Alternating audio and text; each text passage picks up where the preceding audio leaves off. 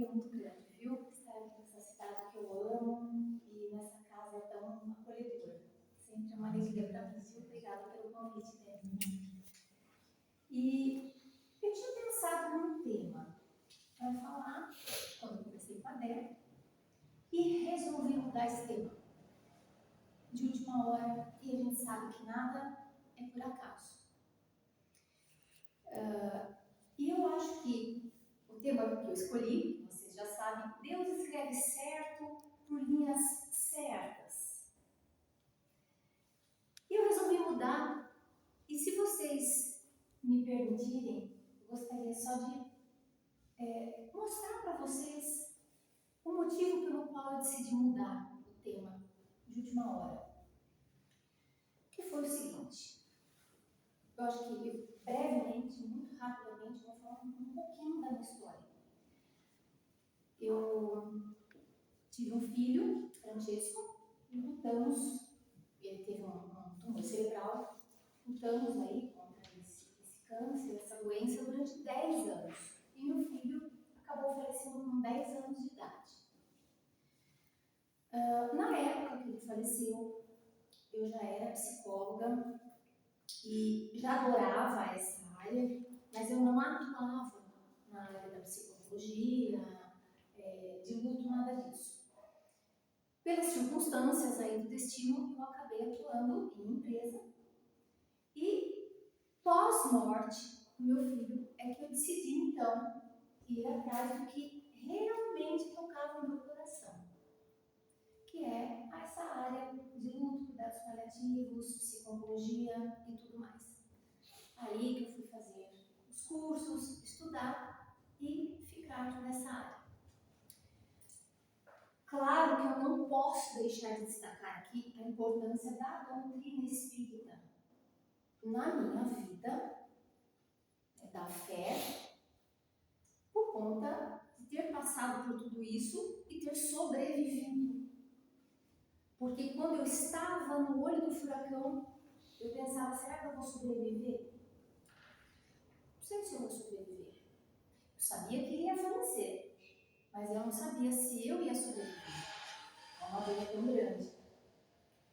E me lembro, inclusive, de olhar para uma mãe que tinha acabado de perder a filha, de nome Mariana, e uma noite, uns 3, 4 meses antes do meu filho desencarnar, ela nos chamou para jantar.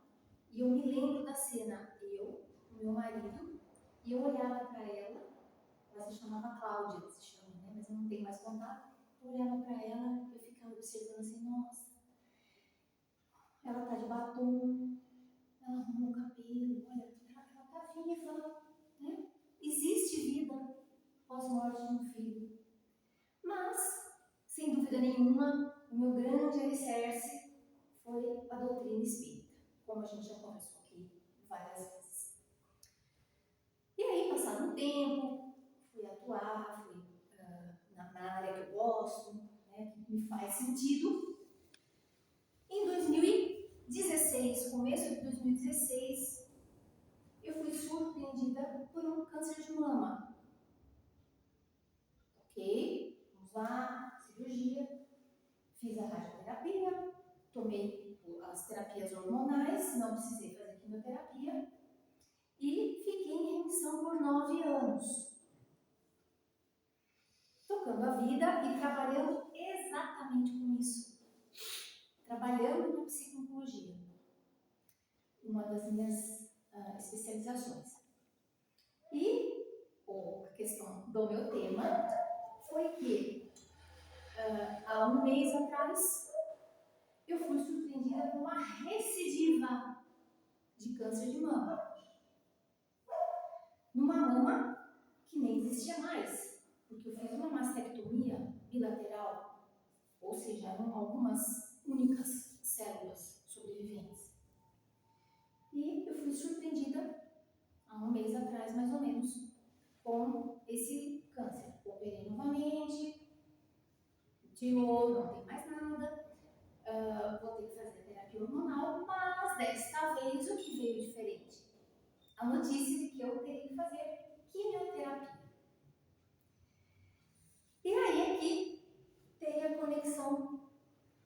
tema que eu vou trazer aqui para vocês hoje. Né? Deus escreve certo por linhas certas. Por quê? Como espírita, eu não deixei de pensar em momento algum. O que eu me comprometi lá atrás? O que eu assinei que eu ia dar conta aqui? Acho que está muita coisa, não vai tirar alguma coisinha não, mas tudo bem, né? Eu acho que eu falei que eu ia dar conta, eu assinei a promissória. Então, né, como espírita, tem tudo isso. Vou falar depois para vocês umas particularidades. Como psicóloga, eu sabia todos os sentimentos e emoções que me envolveram, que me envolvem, eu sei de onde vieram, eu sei de onde estão vindo e eu sei numerar cada um deles. Para mim é tudo muito claro. Eu estou sentindo isso, eu estou fazendo aquilo, eu estou desse jeito hoje, eu estou por conta disso. Mas eu estou na condição humana.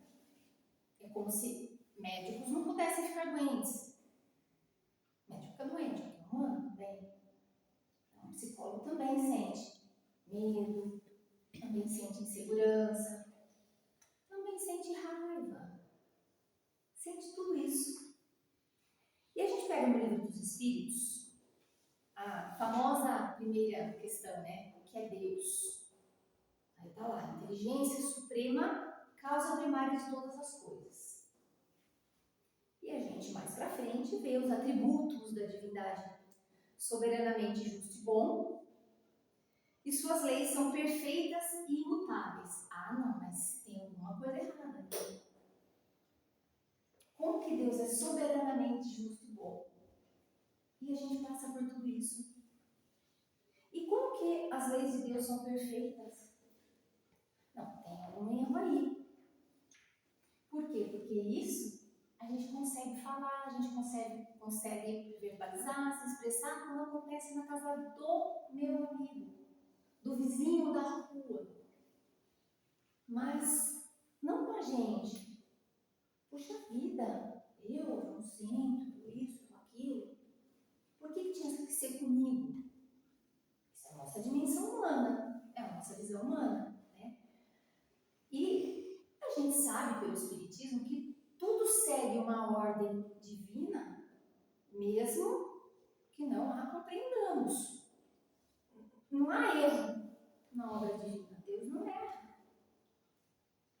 Mas a sensação que a gente tem é que errou, né? E a sensação é muito interessante, porque às vezes parece que a vida, sempre quando a gente passa por esses perrengues na vida, é quando parece que está tudo tão engatilhado, né? Vocês já ouviram, os que vocês já ouviram, nossa, agora que não sei quem arrumou emprego, entrou na faculdade, fez tal coisa, realizou um sonho. O pai fica doente, a mãe fica doente, o filho, acontece alguma coisa. Parece que está tudo engatilhado na nossa cabeça. Né? Na nossa cabeça. E aí dá a impressão que Deus errou. Deus não olhou direito para isso. E aí que entra a nossa visão infantil e prepotente de imaginar que as coisas têm que ser do tamanho que a gente acha, do jeito que a gente acha. Então, vamos pegar uma criança. Então, aqui Monte Alegre é frio. Então, ela quer, não, eu quero brincar hoje. Então, tá lá, a criança brincando, começa às 5, 6, 6h30 da tarde. Vocês sabem que aqui começa a esfriar. Fulano, vem com o casaco. Não. Fulano, vem com o casaco, já tá no sereno. Não. Você sabe o que vai acontecer. No dia seguinte, essa criança vai estar com dor de garganta. Muito provavelmente. Mas a criança não está vendo. Se ela puder ter a oportunidade de entrar na piscina às 9 da noite, sem aquecimento, em pleno julho, ela não vai fazer isso. Porque na visão dela, meu pai é chato, meu pai é um chato e eu quero entrar na piscina. É a dimensão infantil dela. E a gente tem essa dimensão com Deus também. Comparando, a gente faz a mesma coisa. Deus, mas por que tem que ser assim? Deus está olhando de cima, está olhando todo. E a gente está olhando só, né? A criança que quer brincar ali na rua sem blusa no inverno. Essa é a nossa dimensão infantil. E que todo mundo tem. E que está errado? Não, gente. Faz parte da dimensão humana a gente pensar tudo isso. Tem uma outra questão aí que nós vamos entrar, que é o que a gente tem que tomar cuidado.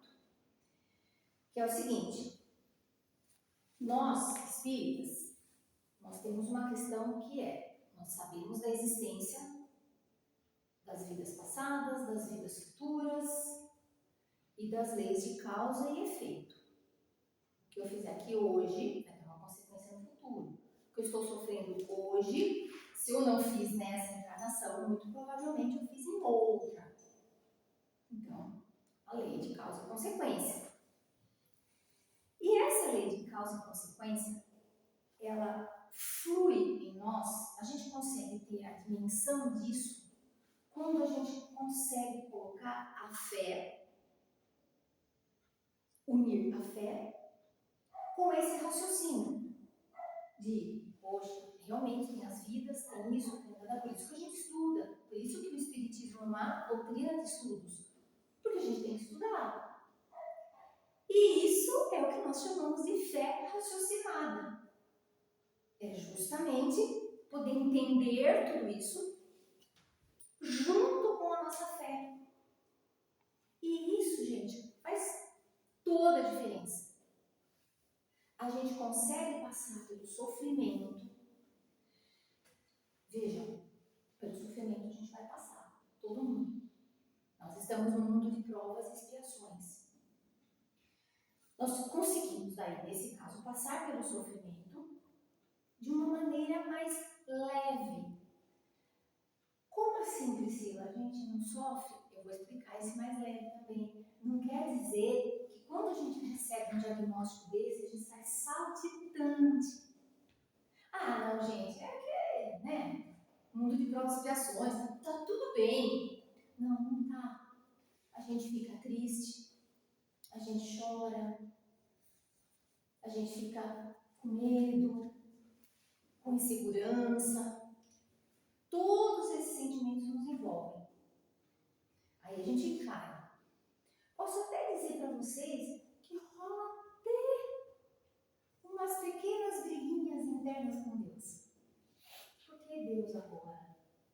Por que Deus nesse momento? Mas por que isso, meu Deus? Aí a gente vai ficar bravo. Aí a gente falta no centro naquele dia. E olha, batendo. E isso acontece em todas as religiões. Todas as religiões. Tem um momento, eu costumo até dizer que é o momento da nossa briga com Deus. Né? Então, assim, tá bom. Então, não vou no centro hoje, não vou, tô de mal com Deus, por que aconteceu isso comigo? Também não vou. Só que quando a fé é raciocinada, isso passa. Isso passa logo. Volta depois, daqui a pouco, volta. Mas é rápido. E é isso que eu estou querendo mostrar para vocês que muda. É rápido. É mais dinâmico. É diferente de alguém que briga com Deus e sai da religião, sai da fé, sai de tudo. Eu não quero mais saber de nada disso. Porque não é uma fé raciocinada. Quando a fé é raciocinada, a gente tem sim esses momentos porque nós somos humanos. Então a gente dá uma brigadinha com Deus, sim, fica de mal ali uns 2, 3 dias, volta do centro, mas aí na outra semana tá tudo bem. Aí a gente tem um tropeço ali na frente, aí a gente fica triste de novo, fica bravo, 2, 3 dias está bem de novo. Por conta da fé raciocinada. É unir a nossa fé, a fé de que Deus está fazendo o que é importante para nós, Deus está fazendo o que é certo na nossa vida, a gente entende isso e entende coisas que a gente fez, poxa vida, né? Deus ter feito outras coisas em outras vidas, isso faz sentido e ponto. A gente une isso, passa rápido. Diferente, por exemplo, de uma fé cega, e sem citar religiões mesmo, porque eu nem sei que religião era essa, mas uma conhecida minha que acabou falecendo no começo desse ano, e eu acompanhei. Ela teve um câncer muito sério, com várias recidivas, mas quando ela, há 3 anos atrás, ela e o marido tiveram esse diagnóstico, receberam, ela procurou uma religião. Ela não tinha religião, ela procurou uma religião que a acolhesse, claro, mas você está curada. Em nome de Jesus, você está curada. Você está curada. Tenho certeza que você está curada. Então, ela e o marido começaram a frequentar aquela igreja. E assim, é só uma questão de tempo. Eu vou ficar curada. E assim, todos os exames mostrando completamente diferente a situação. E ela, não, eu tenho certeza. Eu vou estar curada. Aí teve um evento grande nessa igreja, em São Paulo, não sei realmente que igreja que era, e veio um pastor de fora, e um pastor trazido dos Estados Unidos, não sei o quê, e ele falou assim: eu vou fazer um milagre aqui hoje, eu vou pegar uma pessoa, Deus vai me inspirar, e eu vou pegar uma pessoa da plateia que esteja precisando de ajuda. Gente, uma pessoa, depois de 2 anos e meio de tratamento, é claro que era perceptível que a moça estava em tratamento, e ela estava sentada no banco da frente. Ele fez: você, Deus me inspirou. Pegou a menina, levou no palco. Você está curada, em nome de Jesus. O marido. Gente, essa moça faleceu em março desse ano. E o marido nunca mais voltou para a religião nenhuma. Eu fui enganado, tudo assim, é assim que acontece, e eu não quero mais saber de nada. E realmente está bem difícil para agora ele se restaurar, se reestruturar, por conta de ter perdido essa fé. E qual a diferença? Sem críticas. É uma fé que não foi raciocinada. É só eu aposto todas as fichas. Tá bom, eu tenho que acreditar, eu tenho que ter fé em Deus, de que Deus fará o melhor para mim. Mas o melhor, eu não sei como é. Se depender de mim, não vai ser esse caminho aí que eu queria. Em sua consciência. Não estou falando do que eu assinei na comissão. Mas essa consciência, mas eu assinei isso. Sério que eu topei isso aqui?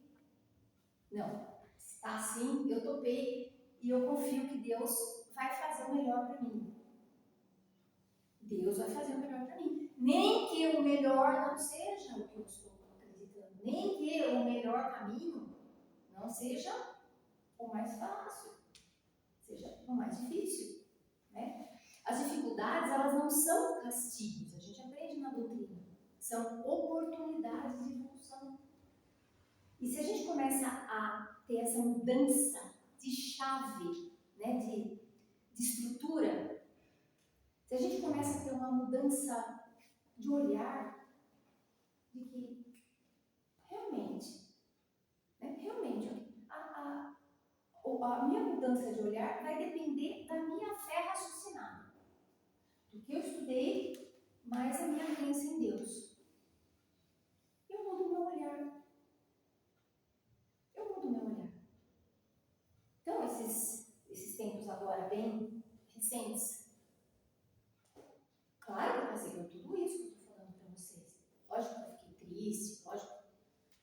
Mas não podia não ter nenhum efeito sobre mim eu ter tantos anos de doutrina espírita. Então tá bom, a parte psicológica, eu sei por que eu estou passando isso, eu sei por que eu estou sentindo isso, eu sei tudo isso. Mas, da parte espírita, aí eu começo a ter essa mudança de olhar que é proveniente da fé raciocinada, eu consigo pensar de uma outra maneira. Olha, poderia ter sido bem pior. Bem pior. O médico que eu fazia o controle, por exemplo, ele não viu. Ele não viu. As imagens não mostraram. As imagens não mostraram. E o oncologista que fazia o controle, ele não viu.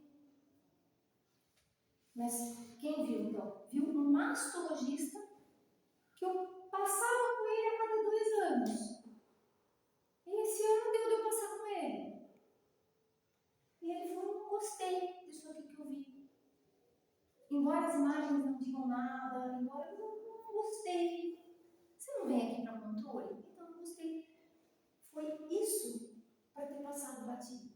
Porque o primeiro médico já tinha liberado, volte daqui 1 ano. E o que é isso? É que um é ruim, o outro não. Aquele lá foi inspirado. E por algum merecimento meu.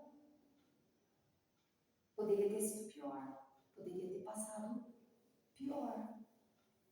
Então, olha, que bom. E aí, gente, teve uma sequência de coisas boas que a gente tem que ter aquele olhar do copo. Lembra do copo? O copo está mais vazio ou ele está mais cheio?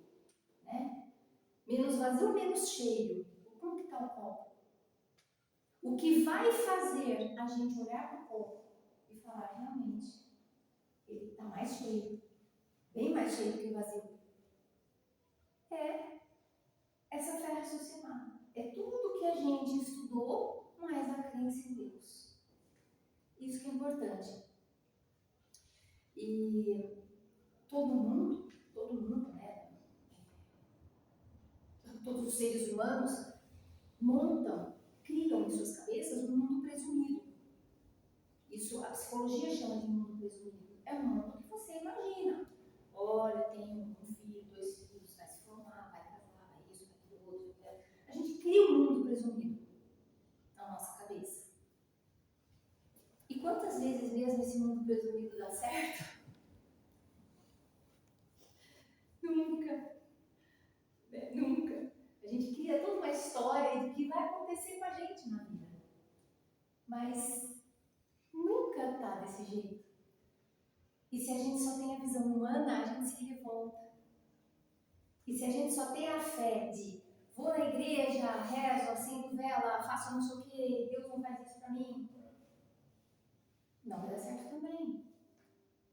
A gente vai ficar revoltado. E a revolta, gente, a fé cega, essa fé que eu contei para vocês, a fé cega a revolta. E a revolta, ela não é uma boa aliada, nem para a parte psicológica, porque a gente vai ficando mal e se afundando, e nem para a parte espiritual, bem o sabemos. Quando nós estamos revoltados, com quem que a gente se liga? O coitado do nosso anjo guardião, ele até vem, né? Não, vamos tentar desviar aqui a cabeça, o coitado, ele deve fazer de tudo. Mas ele fica falando aqui e a gente vai dando ouvido lá. Para raiva, para revolta, para vingança, para tudo isso. Então, isso é o estrago da fé cega. Tá? Por quê? Porque não saiu conforme a nossa programação. E eu gosto muito de uma historinha do bordado, que tinha não sei se vocês conhecem, tinha uma avó que ela ficava bordando e a netinha entrava embaixo, era um bordado grande, um tecido grande, ela entrava embaixo, ela olhava de cima e ela falava assim, vó, mas tá feio isso aí que você está fazendo. Ela falava, calma, vai ficar bonito. Até que quando a avó terminou, ela colocou do lado certo e a menina olhou e viu flores, viu toda a flor bordada, viu tudo, né? E ela falou, vovó, eu não percebi que você estava fazendo tudo isso, não dava para ver. Ela falou, esse é o bordado. E a gente não vê pronto. A gente borda no avesso. E aí você vê o jeito que fica. E assim também é a nossa vida. A gente não consegue ver, como se a gente estivesse vendo a nossa vida no avesso do bordado. gente não consegue ver. Mas depois a gente vai entender. E eu estou falando depois, mas quantas e quantas vezes nós não nos deparamos com situações assim? Nossa, olha só, foi por Deus. Não podia ter acontecido aquilo mesmo. Tanto que eu quis viajar para não sei onde, para mudar de casa, para não sei o que tem. Olha, foi por Deus. Hoje eu vejo. Isso aí já acontece com a gente. Imaginemos numa dimensão espiritual, então. Quando a gente sai da encarnação e fala, nossa, eu fiquei bravo. Deus estava fazendo tudo certinho, era bordado uma vez. E a gente não tinha percebido, né? E, então, gente, der horário. Certinho. Então, eu queria passar um pouquinho dessa reflexão para vocês, porque isso foi uma coisa muito recente que me acometeu. Eu vi que fazia todo sentido. Porque às vezes a gente não entende. O bordado está no avesso. Né? E aí tem aquela frase, eu nunca mais vou me esquecer, há mais de 30 anos atrás, uma palestra do Raul Teixeira, que ele deu esse nome, Deus escreve certo por linhas certas, e não por linhas tortas. Por quê? Porque as linhas elas não estão tortas. As linhas são o caminho que a gente tem que enfrentar. Eu gostaria de ir para São Paulo em linha reta. Acho que todo mundo aqui gostaria de tivesse uma linha reta, assim, que a gente pudesse chegar em São Paulo, assim, né? Uns 30 minutos. Mas não é assim. Nós temos 2 escolhas, 3 escolhas. Né? Irmos por Jaguariúna, irmos por Itatiba, mas de qualquer forma, nós vamos dar um monte de voltas para chegarmos lá. Então, as linhas tortas são os caminhos, mas que na verdade não são tortas, elas são necessárias. São os caminhos que nós precisamos para a nossa evolução espiritual. Então, gente, a minha mensagem de hoje é essa. Realmente eu gosto de falar o que eu estou sentindo no coração. E eu não podia falar nada diferente disso hoje, porque é isso que eu estou sentindo. São todas esses caminhos tortuosos que eu passei, que eu estou passando, mas que para eu estar bem, eu devo muito à fé raciocinada. Porque, realmente, às vezes dá umas quedinhas, mas que duram muito pouco. Por quê? Porque a fé, ela tem uma razão de ser. E não alguma coisa que eu vou chegar e não ter razão nenhuma e aquilo vai ficar vazio. O importante é que seja essa fé racional, raciocinada, que vem então dos nossos estudos, desses ensinamentos maravilhosos que a doutrina espírita, né, e Kardec nos proporcionaram.